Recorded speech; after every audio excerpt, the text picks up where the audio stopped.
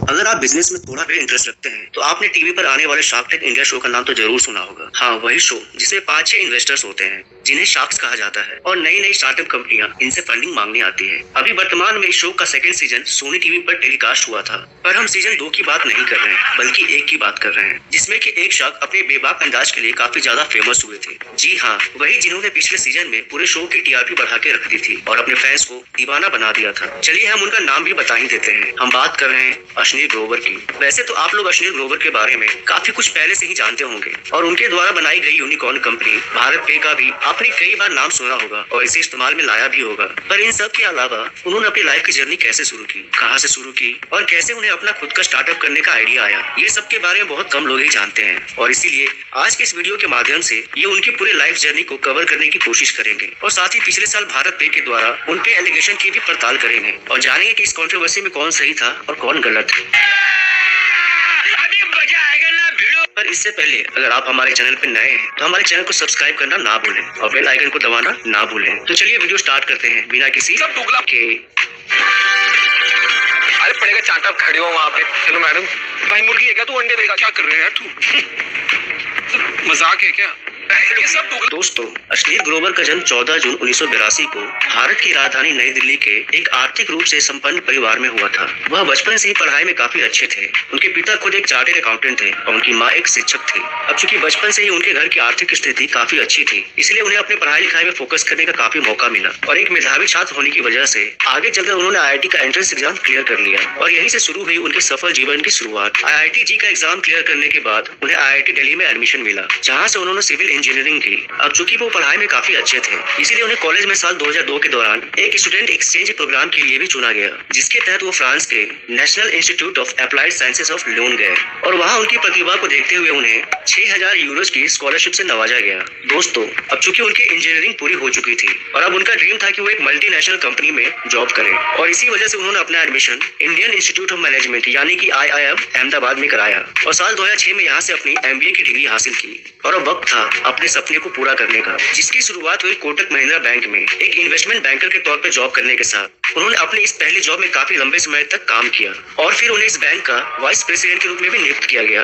तकरीबन 7 वर्षों तक वहाँ काम करने के बाद उन्हें अमेरिका की एक famous financial company American express में काम करने का मौका मिला और इसे ज्वाइन करने के बाद उन्हें साल 2013 में ही इस कंपनी में डायरेक्टर ऑफ कॉर्पोरेट डेवलपमेंट के रूप में अपॉइंट कर लिया गया। पर अश्नीर यहाँ पे ज्यादा समय तक नहीं टिके और साल 2015 में इस कंपनी को टाटा बाय बाय बोल दिया। इसके बाद उन्होंने स्टार्टअप ग्रोफर्स और PC ज्वेलर्स में भी काम किया और ऐसा करते करते उन्हें कॉर्पोरेट वर्ल्ड की काफी समझ हो गई थी और तो और इस फील्ड में काफी एक्सपीरियंस भी हो गया था, जिसका इस्तेमाल करके उन्होंने फाइनली अपनी एक स्टार्टअप कंपनी की शुरुआत की। जी हाँ, जिसे आज हम भारत पे के नाम से जानते हैं। पर इसकी शुरुआत के पीछे की पूरी कहानी क्या थी और मार्केट में इतनी सारी UPI कंपनी होने के बाद भी ये हिट कैसे हो गई, आइए हम आपको बताते हैं। देखिए, इसकी शुरुआत होती है साल 2017 में, जब अश्नीर PC ज्वेलर्स में एक बिजनेस हेड के रूप में काम कर रहे होते हैं और इस दौरान उनकी मुलाकात शाश्वत नाकरानी और भाविक कोलारिया से होती है। इस मीटिंग के दौरान शाश्वत ऑनलाइन ट्रांजैक्शन को लेकर एक ऐप बनाने का आइडिया अश्नीर के साथ शेयर करते हैं। अब अश्नीर, जो कि पहले से ही अमेरिकन एक्सप्रेस और ग्रोफर जैसी बड़ी कंपनियों के साथ काम कर चुके थे, उन्हें ये आइडिया बेहद पसंद आ जाता है।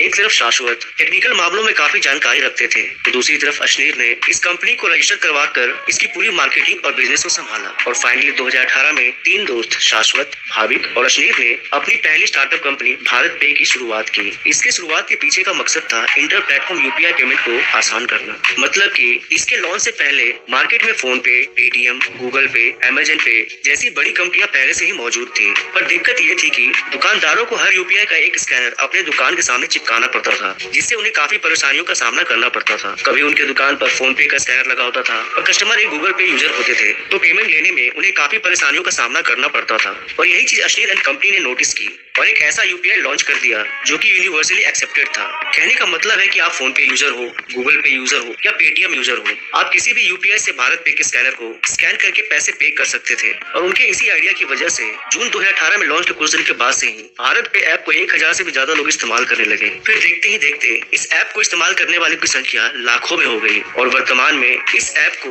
गूगल प्ले से डाउनलोड करने वालों की संख्या 1 करोड़ से भी ज्यादा है। पर ये सफलता की कहानी ज्यादा साल तक नहीं चल सकी और अश्नीर, जो कि इस कंपनी के को-फाउंडर थे, उन्हें 28 फरवरी 2022 को इस कंपनी के MD के पद से इस्तीफा देना पड़ा। पर आखिर ऐसा क्या हुआ जो उन्हें इतनी मेहनत से बने अपनी इस कंपनी को छोड़ना पड़ा, आइए जानते हैं।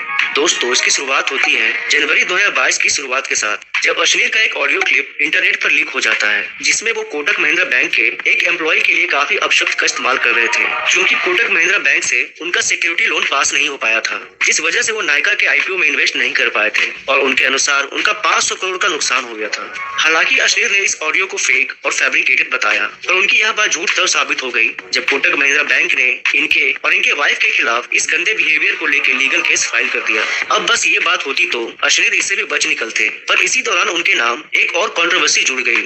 हुआ यूं कि कोटक महिंद्रा वाले केस को लेकर भारत पे ने अश्लील और उनकी वाइफ को मार्च तक वॉलंटरी लीव पर भेज दिया, यानी कि उन्हें इस मामले को शांत होने तक छुट्टी दे दी गई। और इसी बीच भारत पे ने एक इंडिपेंडेंट ऑडिटर को हायर किया, जिसे इस कंपनी की फाइनेंशियल रिपोर्ट निकालने के लिए कहा गया। पर इससे पहले कि ये रिपोर्ट कंपनी तक पहुंचती, उससे पहले ही यह इंटरनेट पर लीक हो जाती है और पता लगता है कि कंपनी की फाइनेंशियल रिपोर्ट में काफी इरेगुलरिटीज हैं, यानी कि काफी गड़बड़ है। कंपनी के अंदर काफी सारे फॉल्स रिक्रूटमेंट और फॉल्स पेमेंट हो रहे थे। और जब इस बात की तह तक पहुंचा गया तो पता चला कि इसके तार इस कंपनी के एमडी अश्लील और उनकी वाइफ माधुरी जैन से जुड़ी हुई है, जिसके बाद शुरू होता है आरोप प्रत्यारोप का दौर। कंपनी अश्लील और उनकी पत्नी पर फाइनेंशियल फ्रॉड करने का आरोप लगाती है, वहीं अश्लील ये सारे इल्जाम को बेबुनियाद बताते हैं। और ऐसे करते करते बात इतनी बढ़ जाती है कि 23 फरवरी को भारत पे अश्लील की वाइफ माधुरी को फंड्स घोटाले के चार्जेस पर फायर कर देती है, जिसके कुछ टाइम के बाद ही अश्लील भी कंपनी को अपना रेजिग्नेशन लेटर देते हुए इंटरनेट पे लिखते हैं। दुर्भाग्य से मैं उस रास्ते पर चलने से और अपने परिवार के इस निरंतर और शर्मनाक अपमान को